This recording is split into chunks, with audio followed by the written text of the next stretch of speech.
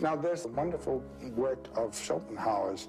He says, when you reach a certain age, and he wrote this when he was, say, in his 60s or so, and look back over your life, it seems to have had an order. It seems to have been composed by someone. And those events that, when they occurred, seemed merely accidental and occasional and just something that happened, turn out to be the main elements in a consistent plot. So he says, who composed this plot? And he said, and just as your dreams are composed by an aspect of yourself of which your consciousness is unaware, so your whole life has been composed by the will within you. And then he says, just as those people whom you met by chance became effective agents in the structuring of your life, so you have been an agent in the structuring of other lives. And the whole thing gears together like one big symphony, he says, everything influencing and structuring everything else. And he said, it's as though our lives were the dream of a single dreamer in which all the dream characters are dreaming too, and so everything links to everything else, moved out of the will in nature. It's a beautiful idea. It's an idea that occurs in India in the image of what's called the net of Indra, or the net of gems.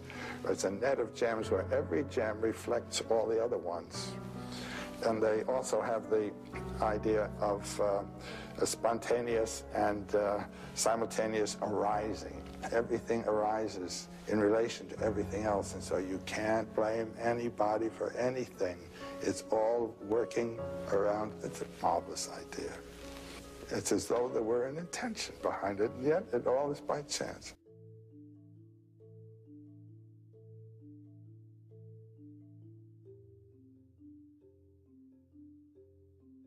We can't have a mythology for a long, long time to come. Things are changing too fast. The environment in which we're living is changing too fast for it to become mythologized. You must realize... How do we live without myths, then? Well, we're doing it. The individual has to find the aspect of myth that has to do with the conduct of his life. I met a very wonderfully talented lady who's a political cartoonist, English lady, named Sue Coe. But when she saw Star Trek, it gave her a vision, not of a world necessarily that she could live in, but it gave her a vision that it gave her an understanding that there were people who were thinking those thoughts, the people who were making the show, plus the fact that it came at a very turbulent time when the future of society, the planet, everything was up for grabs. Nobody knew where we were going. But then there's another function, and that's the sociological one of validating and maintaining a certain society. That is the side of the thing that has taken over in our world. What do you mean? Ethical laws, the laws of life in the society. For the first time, people on television, people saw themselves. Not only did we not annihilate ourselves on this planet, but we are going forth. What progress? What with a sense of adventure? But then there's a fourth function of myth, and this is the one that I think today everyone must try to relate to. That's the pedagogical function, how to live a human lifetime under any circumstances. Myth can tell you that. I think this is going to be my basic prediction here, that Star Trek will become the blueprint for the 21st century. The philosophy, the ideals, the prime directive, they're all going to be a genetic map to, for a better future, a better tomorrow, for better mankind. I don't think that it will ever die. I don't think something like that can ever die. You've got a phenomenon. After all, this is our 20th century mythology. That's big. I don't know. I hope it lasts forever. It's a good thing. As long as it's thoughtful, it's a good thing. Star Wars producer-director George Lucas. About 10 years ago, I set out to write a children's film. I had an idea of doing a modern fairy tale, stumbled across A Hero with a Thousand Faces.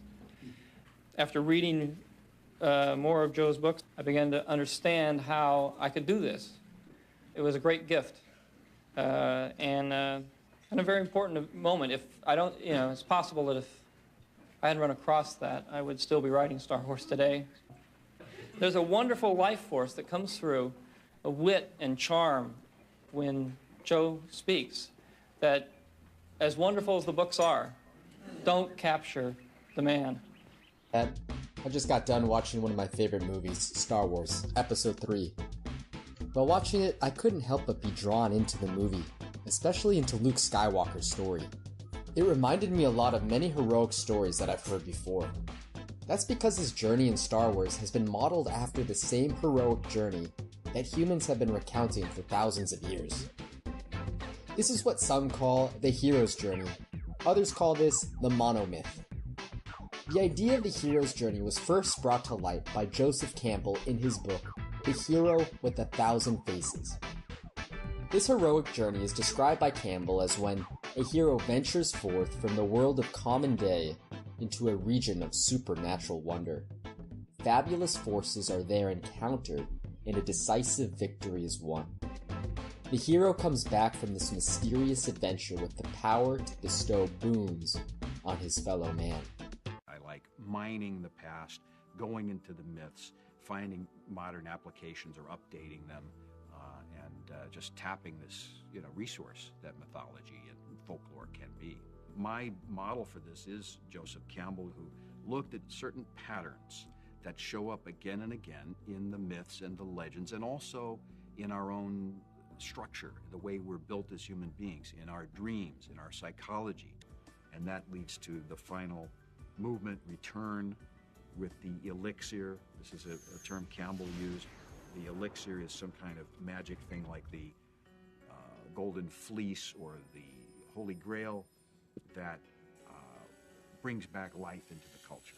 And so the idea is the hero has to go on a journey and learn some things and change and bring something back to share with everybody else, or it's a total waste of time.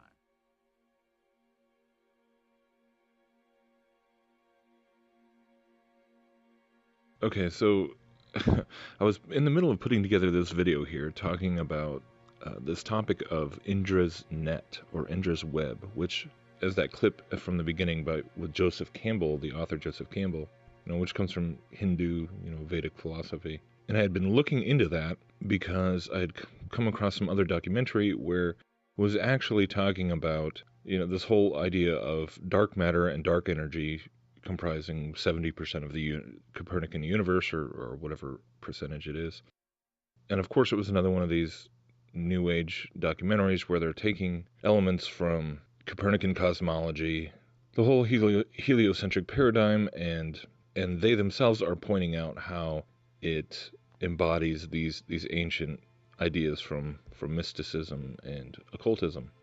Right, this whole idea, so it bleeds back into this whole idea of pantheism or panpsychism, which is becoming increasingly prevalent, even from mainstream figures of scientism. This whole idea of the universe itself being conscious, the universe itself being alive like an organism, and they even show this comparison of, they have this computer simulation of what the dark matter or dark energy would look like if you could actually see it, but of course you can't because it's undetectable, but the math equations tell them that it's there, right? But no, they latch onto it because it's like, it's the nervous system for the universe and everything's connected. And then it, of course, ties back into quantum physics and all these crazy ideas about everything being quantum entangled, and so everything is connected to everything else. And it's pantheistic monism once again. And so I was in the middle of kind of exploring all this, and then Joseph Campbell, of course, is this author who he's kind of a nexus of a lot of things, where he wrote this book called Hero with 1,000 Faces that was a huge influence on George Lucas, and all the stuff about mythology. And of course, mythology is really just sort of this veiled approach of incorporating ideas that come from the mystery schools.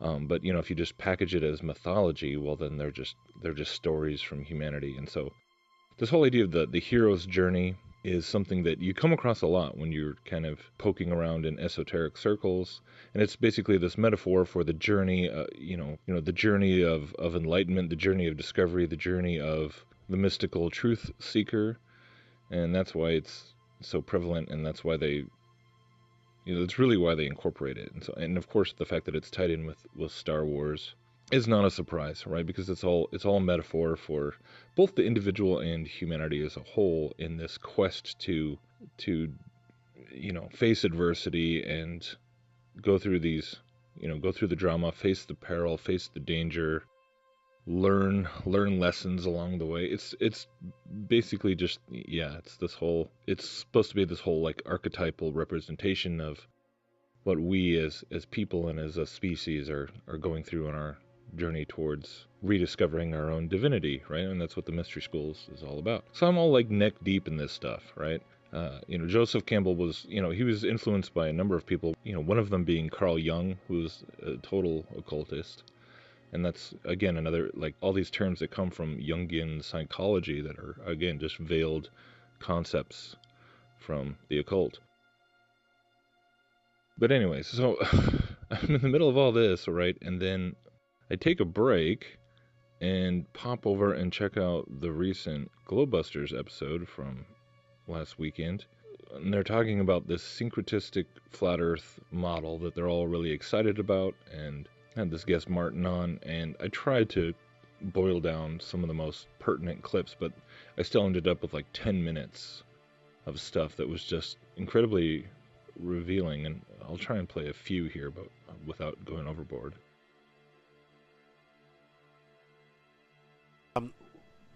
It's very clear that by organizations like the Thunderbolts Project and a very massively growing number of scientists and physicists and electrical engineers that are looking at this going, no, this cannot be the way that this universe is operating. It's completely a different principle, and thus further debunking this whole cosmology, astronomy, astrophysics model, and it's going down. It really is. And it turns out that all of this stuff, the more you apply our modern day knowledge to looking at what you've been looking at, this syncretistic type of method, that maybe the ancients weren't so dumb after all, right? Oh yeah, oh definitely. In fact, I'm absolutely sure that we are backwards. We've gone backwards. So what we're doing, this technology that we're calling technology today, this technology is artificial technology. It's not natural technology. So we're trying to replicate the natural technology of the universe that God created, which you might want to call magic, right? So we've lost that. We've lost those that ancient knowledge of how to use natural states of being to create technologies like levitating stones with sound. I'm sure you've come across those videos, sound resonance and frequency. So that's natural technology. So what we've done is we've actually gone backwards. And it's almost like now we're starting to rediscover those things and saying, well, actually, we need to move away from bits and ones and zeros and that sort of thing, and go back to seeing what sound and resonance and things in nature can do to advance us technologically. Yeah. So I would like, hopefully, and I've been lucky enough to grasp this, and I thank so much Santos for helping me see this, because it's opened so many new doors into understanding a lot of these secrets of our universe that otherwise, and a lot of them I can't explain them. I can't. I'm not a scientist. I'm not a smart guy. I'm not a mathematician. I'm not smart in any sense of the word. But when I learned to mix that spiritual element with the physical element, with the mind, body, and spirit, when I learned that alchemical process, everything just came together for me, and everything just starts to make sense. And you start seeing the world in a different way, because you're now using all your God-given senses. We're given these senses for a reason. You're given a mind, you're given a soul, you're given a body to use them. So it's really important, and I get frustrated when I see so much of that in the flat earth community, where so many people are either stuck in that religious box and it's all just, my book, my religion, or they're stuck in the science box and saying, I don't care about any of the, New Age stuff. They call it New Age. So New Age is just a derogatory term to try and discredit, this syncretic line of thinking. In the same way they've invented things like the word conspiracy theorist, So when you're in that conspiracy theorist world and you wake up to it, you realize that no, you're getting this whole conspiracy theorist tag wrong. It's an indoctrination. It's the same thing with the New Age. Why is the New Age thing a bad thing? Don't we want to get into a New Age? Isn't that what we want? Do we not want to get rid of the old age, the old paradigm, the old system? Yes. So you can see how these controllers have used these words to confuse us and manipulate us. So I get frustrated when I speak to that and they're like, oh, that's New Age-ish. And it's like, well, isn't that what we want? Do we not want a New Age? A New Age of thinking, a New Age of behaving, a New Age of discovery, a New Age of pioneering science and spirituality and everything, our existence.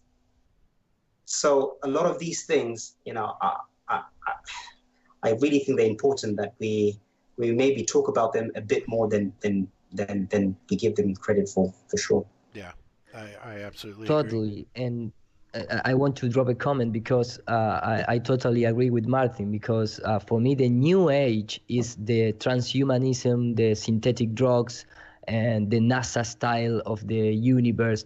But when you refer all these kind of things, there is it's the old age in fact. And if you want to look it in the better way, you can see, okay, is the old age or is a New Age based on old knowledge? Because that guys live better than us. I don't mean in terms of politics and economics and that kind of stuff, but I mean in terms of the spiritual surrounding world. But I totally agree with Martin. The New Age word is put out there to confuse us, and the really New Age is based more in the technological mix with humans and the spiritual world than the really New Age meaning. But overall, I don't know, it's not that this is anything totally new. In fact, it's not new at all. What I was struck by was, I was thinking about this video that I made however long ago. Was it maybe a year? But, a ways back, I made this video called Flat Earth, the Final Mystery School. And just exploring, because it was when Bob and Cammie and they were working on the heart map, or they were really first getting into all this stuff with Kenneth Wheeler and the electromagnetic, this model of the toroidal electromagnetic dielectric inertial plane, or whatever you want to call it. And really getting deep into the electromagnetics, and is this this is sort of the key to unlocking the flat Earth map and all this stuff.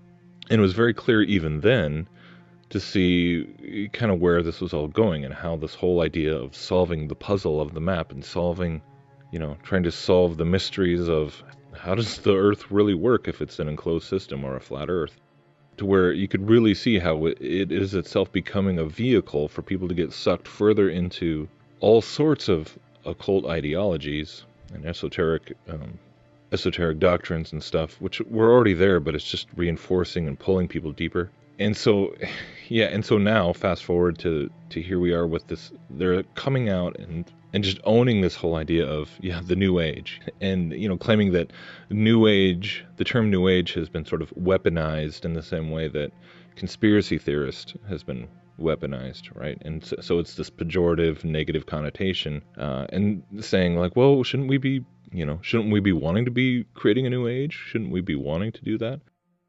And man, I was just blown away by just kind of looking back and seeing the progression and seeing it really come to fruition, seeing it pan out in the way that, this is exactly what I was sort of afraid of, or saw coming, and it's all right on script, or just because it just speaks to the nature of the stubbornness of the human heart, right?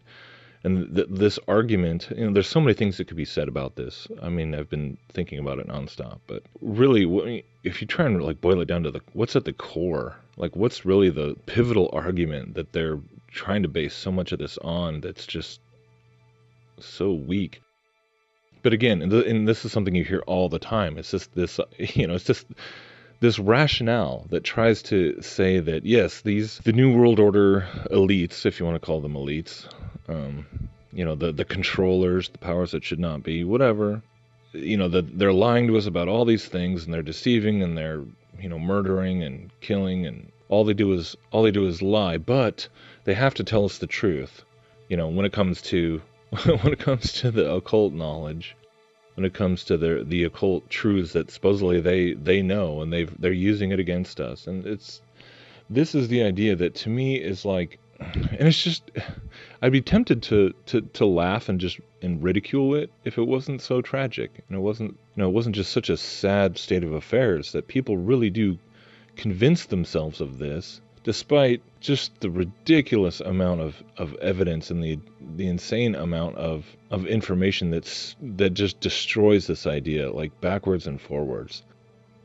And so again, here's another perfect example, looking at Joseph Campbell and George Lucas, and this whole idea of the hero's journey and mythology being embedded, and Indra's net being represented by Copernican, so the whole idea of syncretism, what they're actually talking about the Globebusters episode's like three hours long or something like that, so there's a whole lot that they say in there. But one of the things they're talking about, he's explaining with the syncretism, is that so when you buy into this idea that the occults, because of karma or whatever your rationale is, that they have to reveal certain truths about the electromagnetism being basically the core of the magic that they have learned to wield against us, right? That in this ancient wisdom that the ancient shamanic peoples and different cultures have all knew, and we're all in tune with, and we've lost it, and they've hidden it from us, and all these ridiculous claims.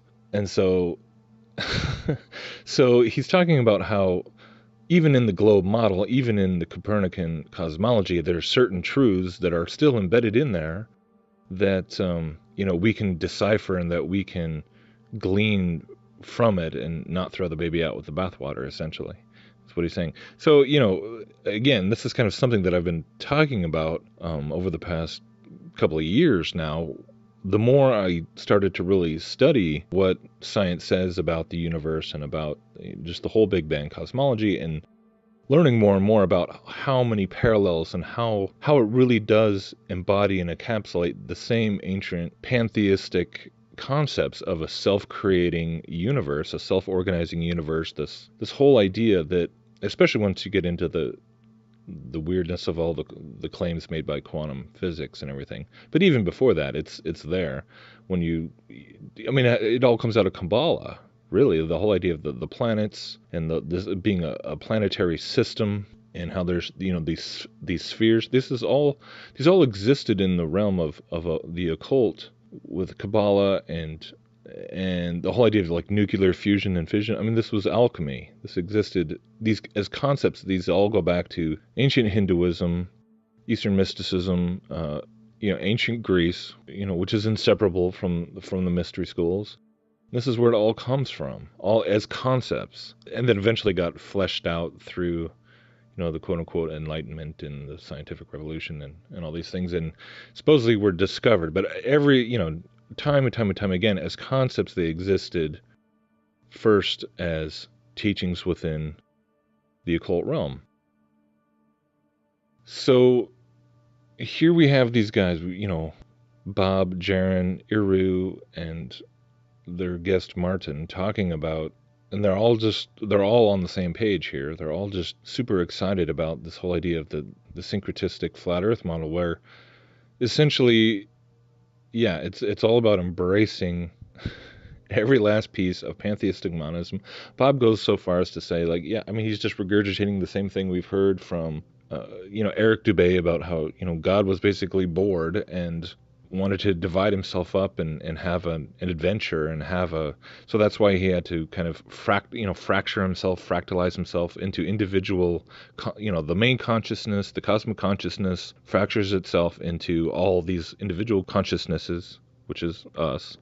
And then our task is to go through life and go through the journey and go through the adventure and go through all these experiences, and which requires, dualism. So all these temporary expressions of good and bad and right and wrong and up and down are necessary for the sake of the story, for the sake of the journey, in order to have the adventure, you need the protagonist and the antagonist, right? So this is the whole argument, and it's nothing new under the sun. But seriously latching onto this, because it's just, it all boils down to the same old seduction of being your own God, being God, not having to answer to a higher authority that is separate from you, that was eternal, that created you from nothing, but to where it's all about, whatever way works for you. You kind of choose your own flavor, choose your own style of self-actualized godhood, but it's all the same belief system in the end. And that's, of course, what is always the claim. It always comes back to this central idea of the perennial philosophy, which says that all religions teach the same core thing, right? Deep down, they're all revealing the same underlying truths and the same underlying things. And so that's why, of course, flat Earth, of course, in a lot of ways can easily feed into that, because when people start looking into flat Earth and taking it seriously, and then studying what all the different ancient cultures believed about, an enclosure and it being a flat enclosed system, they have all these various differences, but then there's all these commonalities, of course.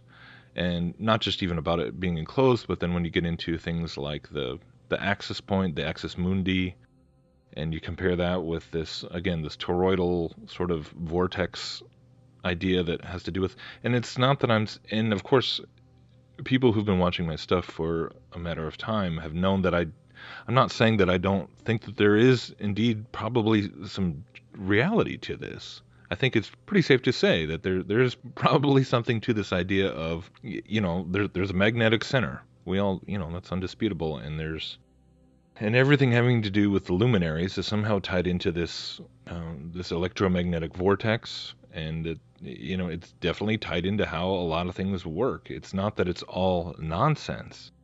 There is a string of truth kind of weaving through even all the pagan mythologies and the pagan ancient cosmologies.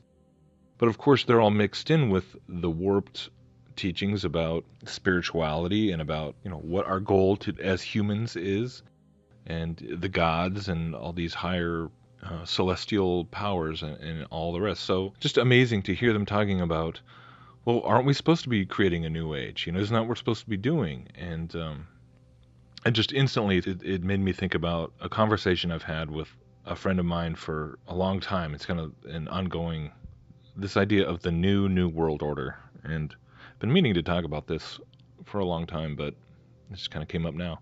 Because everyone agrees that the current new world order, this oppressive, militaristic, materialistic regime, that it's all about war and death and stealing and wealth, and it's sort of viewed as the antithesis of this ideal of true enlightenment and true spirituality, where everyone comes together and we reject all that and create create this equitable society where everyone is accepted and everyone is free, and there's no more central banking system, and there's no more toxic allopathic, oppressive medical industries, and all the rest, all Monsanto and all this stuff is a thing of the past, right? This is the real New Age dream, and this is what is so crucial for us to try and to communicate to people who are getting deceived by this whole zeitgeist kind of gospel, really, to where, this is what it's all built around. Is, of course, you don't have to work hard to demonize the current New World Order. Once you learn about it, we all inherently know that it's a bad thing. But then, this is what so somehow, the Bible and religion, that's all part of the control program, right? Regardless of the fact that most of those people never pick up the Bible and actually read more than a stray verse here or there and take it out of context and twist it to mean whatever they want it to mean or want it not to mean or whatever. But then the occult teachings, the Luciferian teachings, that these controllers that you hate, these elites, these New World Order, child sacrificing, Bohemian Grove, sex partying, Satanists, they've still got, there's we're not going to throw the baby out with the bathwater. We're not going to throw out this esoteric truths that they've been hoarding, and they just don't want to reveal the full secret. They really convince themselves that it's like, oh well, they're only giving us distorted versions. It's only incomplete. They don't want us to find the full scope of all the ancient mystery school knowledge, because then we'll be able to rise up against them and find our full human potential, and then the real new age will come into being, and the real new age, and they don't even know that they're lockstep with the same ideology, the same anti-Christian, anti-Bible ideology that was being spouted 100 years ago by the Theosophists. And shame on you for not actually bothering to learn about what their plan is, what the secret doctrine is all about, what Blavatsky and Alice Bailey were all talking about. Like, you're right according to script. The people that the Lucius Trust, the Lucifer's Trust, who created the UN, the current New World Order. There's only one spiritual truth claim. There's only one spiritual belief system that they are adamantly opposed to, that they want to eradicate from the earth, and that is biblical Christianity. Absolutely. And so when people say religion and Abraham, really they're talking about Christianity. The gospel that says, no, there's no other way but the cross. Forgiveness of your sin. There's no salvation apart from Jesus Christ. This is what the occultists hate, the Theosophists hate, this is what the New World Order elites hate. And somehow you think that is really what is your enemy too. But, going back to Joseph Campbell and the hero's journey, and the hero with 1,000 faces, and it's, it should be plain as day. Like, how many examples do you need to see that, occultism is what is being pushed. These esoteric truths, these supposedly hidden truths, are not being hidden from you. There's this little agenda called the externalization of the hierarchy. Okay, like I said, it was written over 100 years ago. The hierarchy. Who is the hierarchy? Who are the real controllers of this whole oppressive New World Order system? They're not humans. They are spiritual entities, interdimensional entities, ancient spiritual entities. And you have to decide, and if you are in this long enough, you will come to realize that they are real. The more you get into all the esoteric truths and you start embracing the occult in the New Age, and the reality of a spiritual realm, you will. Whether you experience them directly or just realize that enough people out there also have experienced them and believe in them, that they're real, right? It's not just humanity in this system, in this creation. And either you're going to buy into the pantheistic monism, which, all of these entities, all of these consciousnesses, all of these intelligences are all sort of different little fractalized pieces of the greater cosmic consciousness, and so therefore none of them are all good and evil, and so therefore we can all kind of just make our own way, and we're all on this ladder back to divinity, back to the source. Or you might want to stop and consider what the Bible says, that there was a creator God, eternal, separate from his creation, because he created it out of nothing. It wasn't an extension of himself, it wasn't an emanation of himself. It's a separate thing, designed with a free will, a true free will, so that it could truly love, because without free will, there's no such thing as true love or true obedience or true relationship. Either you're a robot or you have to have the ability to disobey. Without sin, there's no such thing as... So it's totally different than this whole sort of convoluted argument about, oh, God, the monistic God had to create dualism in order to have this adventure and, sort of create amnesia for himself and rediscover himself. Because really, what you're doing, just like Joseph Campbell says at the beginning, you can't blame anyone for anything, because it's all part of God. All those New World Order people that you hate now and you want to replace with your real New World Order, the real New Age, you think they've got it wrong. You think that they're messing it up. You're upset because they're lying to you and stealing from you and raping and killing and poisoning and all that. Well, it's all just It's all just part of the dualistic adventure. They're as much of God as you are. They are just as inherently divine, and there's no such thing as judgment or evil or, objective morality from an objective moral lawgiver, being God. That doesn't exist. So yeah, who are you upset about? Who are you mad at? What are you fighting against exactly? You're just embrace the story, man. Just embrace the dance. Embrace the temporary dualism, because it's all going to fade away once God sort of pieces them back together again and goes, oh, that was fun. There's no tragedy, there's no loss, there's no real infraction, there's no real sin, there's no real evil.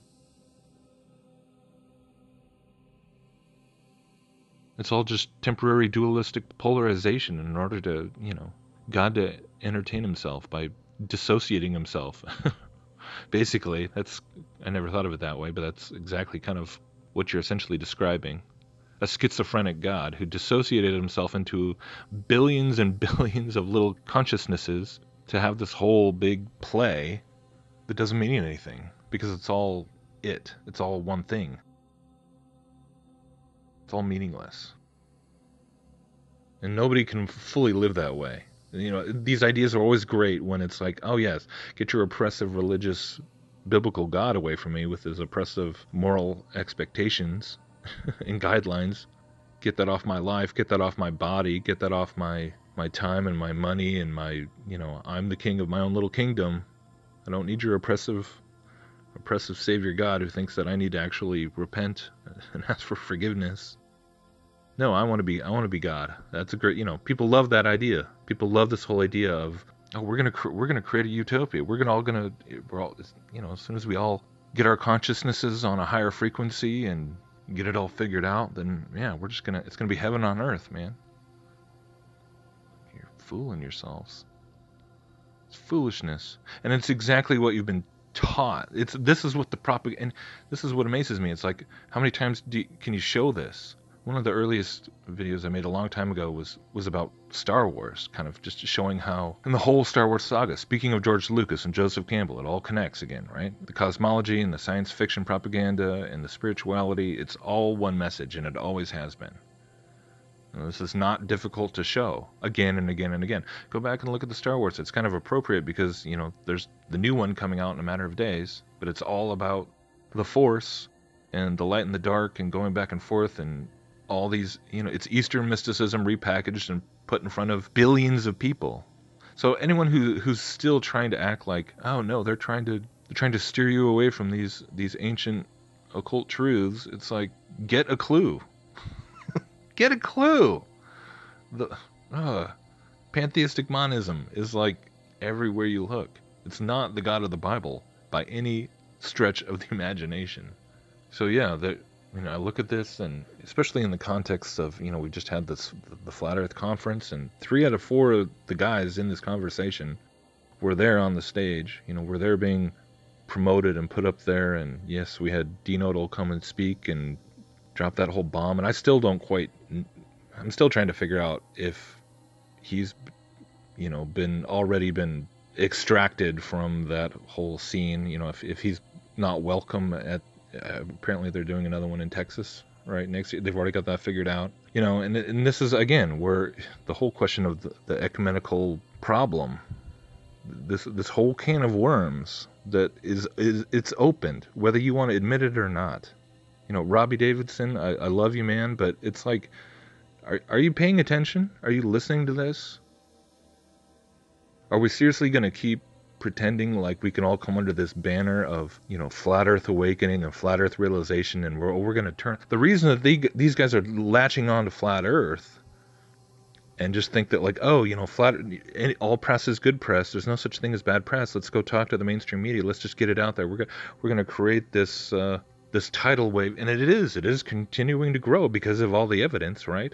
But you have to stop and see, like, for as many people that are coming to the true God through flat earth, people who are finding Jesus Christ, and there are, but then the flip side of that coin is how many people then, Yeah, Flat Earth doesn't create atheists. It creates either Christians or it creates straight up Luciferian occultists.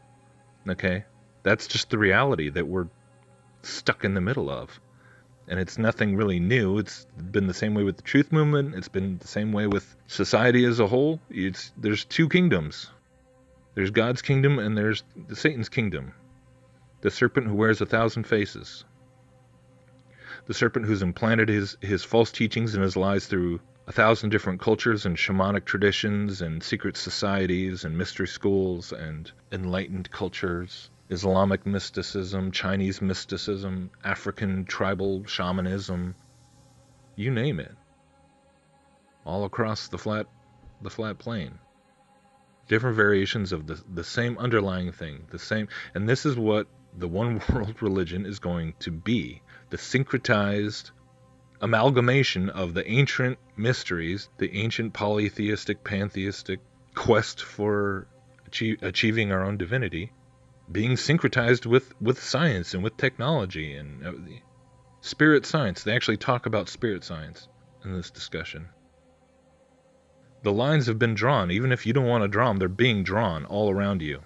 And at some point, you either have to stand up and speak out and say, no, I can't. The gospel comes first and foremost before cosmology, before, all this interesting research about electromagnetism. And it is, and it's interesting. But if you turn that into the mystery that you're going to unlock, that's going to just open the floodgates and allow the real new age, the real humanistic salvation to occur, the new leap in consciousness for mankind. You've just bought into the same old lie from Genesis 3 that the serpent has been telling ever since. Nothing new under the sun. So our calling is clear. And if you're claiming to promote Flat Earth and promote other Flat Earthers because it points to the creator of the Bible, you can't just keep coming under the banner of, oh, it's a creator, and I know who the creator is, and I'm just going to hope that it rubs off on you. I'm just going to keep partnering with people and inviting them to conferences and be speakers and be, we'll have the Christian stuff over here, and then we'll have the mixed bag stuff over there, and then we'll all just come together. It's foolishness. It's delusional. This is Luciferian doctrine.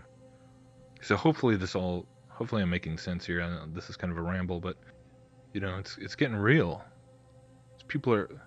These guys, I love these guys, but they're just so deceived.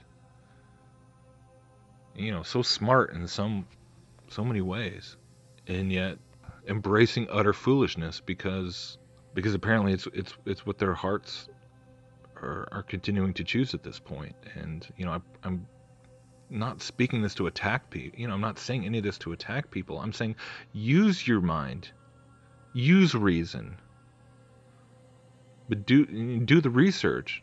Don't talk about the Bible if you've never picked it up and actually read it. Don't talk to me about how the Bible really is just, all these guys. They're all basically disciples of Santos Bonacci at this point, preaching his astrotheology garbage, which is nothing new. Everything he's saying has been said before. It's just a rehash of material from Manly P. Hall and scores of other occultists that came before him. Yeah, he's got nothing new that you can't hear anywhere else. It's patently untrue. It's patently untrue. All these claims about how the Bible just really teaches the zodiac and it's all just esoteric language for the mystery school. It is utter nonsense. It's so pitifully indefensible that it honestly always feels like it's beneath me to ever even try and take somebody by the hand and walk them through. Just pick a chapter, pick one chapter of anywhere in the New Testament, or especially the Gospels, because they take one little thing that Jesus said and they turn it into, oh, this is symbolism for the sun god and all this. You got to read more than one verse, guys. I mean, it's just sad. It is sad how intellectually bankrupt that idea is. I mean, it's a joke. Astrotheology is a joke. Santos Bonacci does not have any truth to give you. And all this idea, don't get me started on all the stuff about breaking down, what they call etymology and breaking down words and bringing out all the secrets, the secret meanings, and we can unpack all the... It's like, this is, I mean, talk about just being led in circles. But the bottom line is, it's like, guys, wake up. You know, for anyone who's still listening, you know, I'm not, you know, I'm not making these videos at this point or speaking about this because I'm under any delusions whatsoever as to, you know, turning the majority, even within the flat Earth camp, which is, of course, is a minority of a minority of a minority, because I know that this New Age deception, the spiritual deception, this dream about finally achieving the new world order, the true New Age that will, you know, put the power back in the hands of the people and restore peace and justice back to the galaxy. And it's like, yeah, did you guys watch Star Wars? Does this sound familiar? The rebels fighting the Empire? The evil Empire? Right? The Emperor knew how to use the Force too. He just used it for the dark side. We got to use it for the light side. We got to use the white magic. We got to use it for good. We got to use it to set all the people free. And then we'll, you know, have a party with the Ewoks. And it's like, come on, guys. The Bible says that the fact that we long for a better future, we long for this, you know, heaven to finally come down to earth, for all this crap to be over.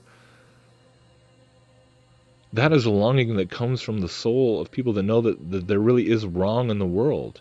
There really is evil. There really is sin. There really is wrongs that need to be righted. There really is a reckoning and accounting that must happen. Things need to change.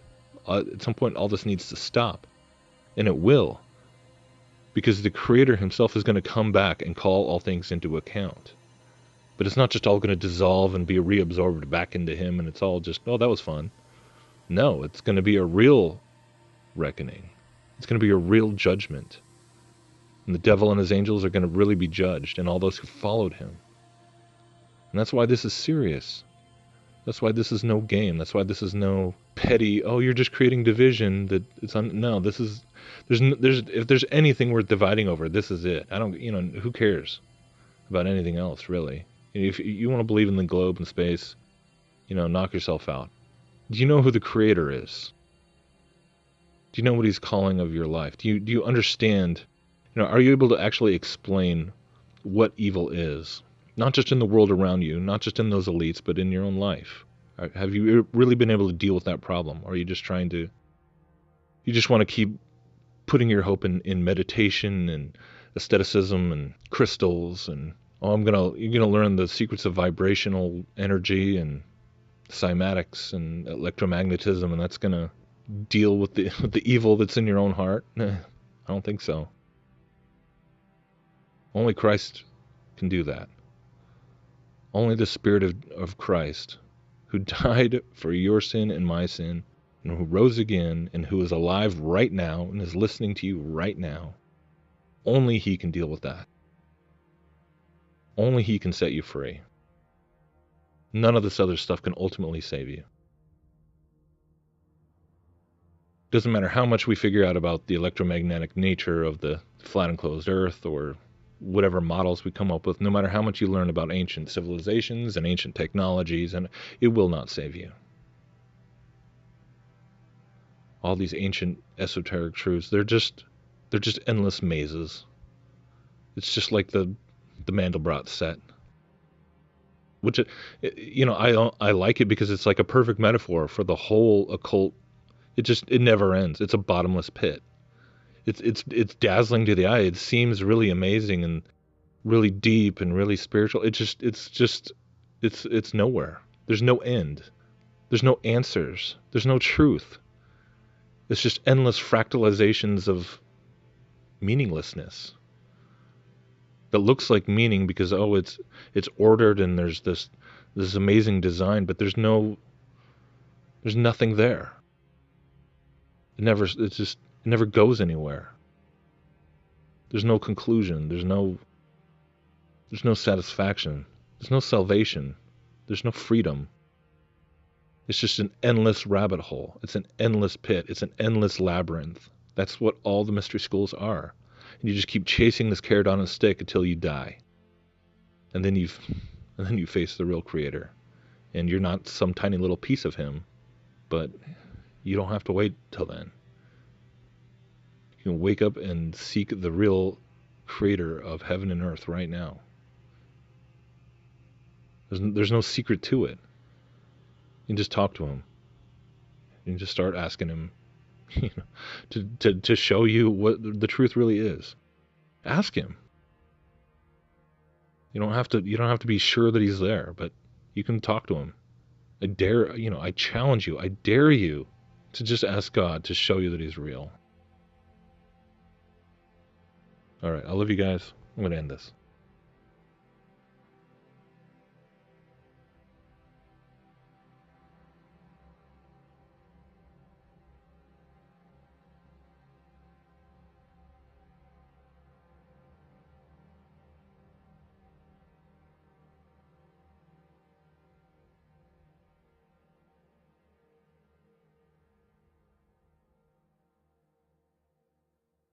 We not annihilate ourselves on this planet, but we are going forth. What progress?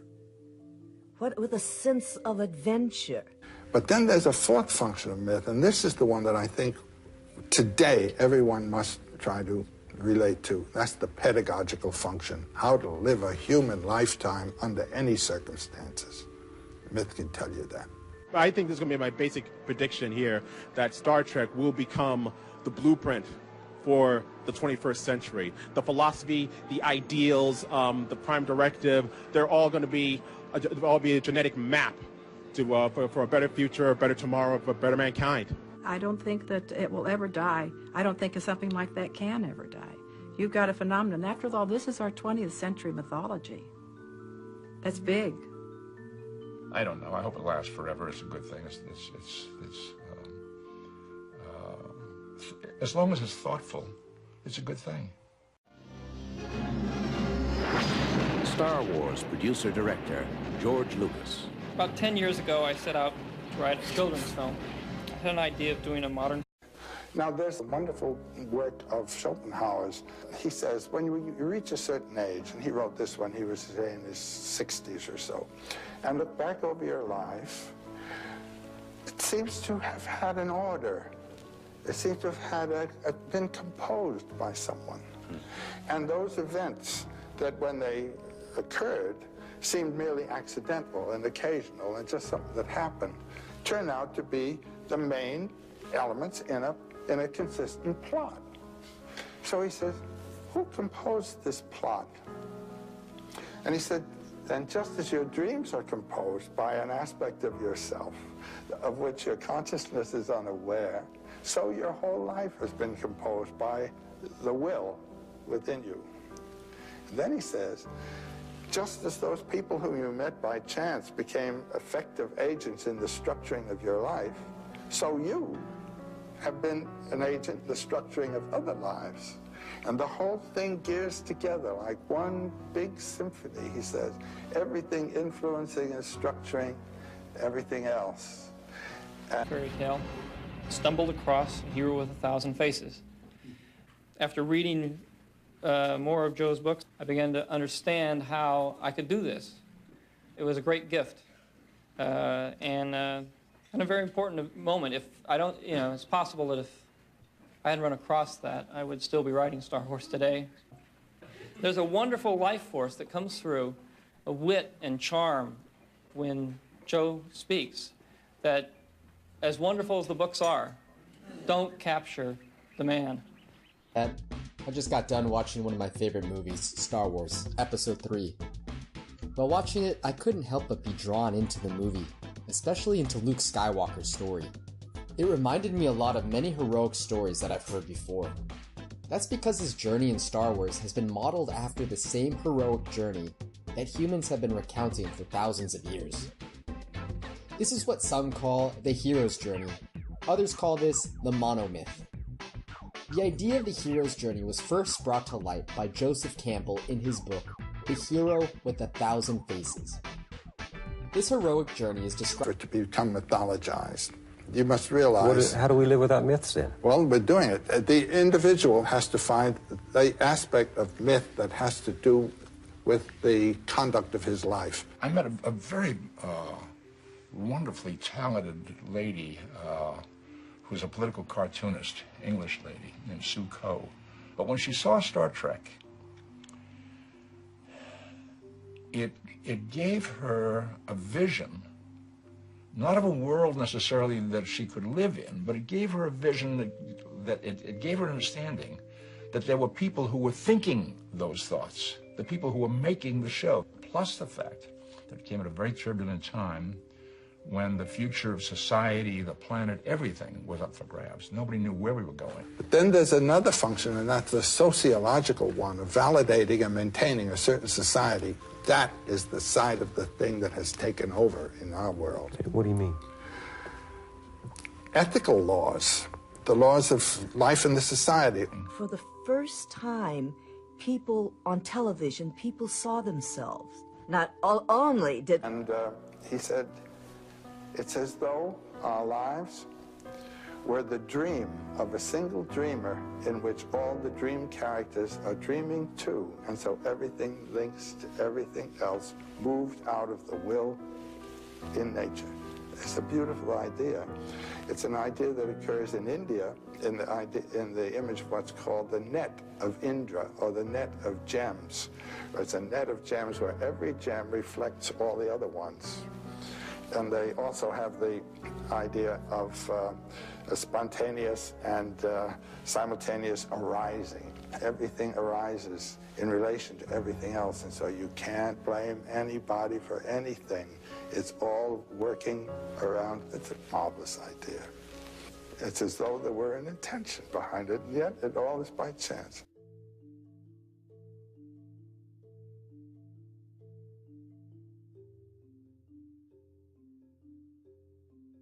We can't have a mythology for a long, long time to come. Things are changing too fast. The environment in which we're living is changing too fast.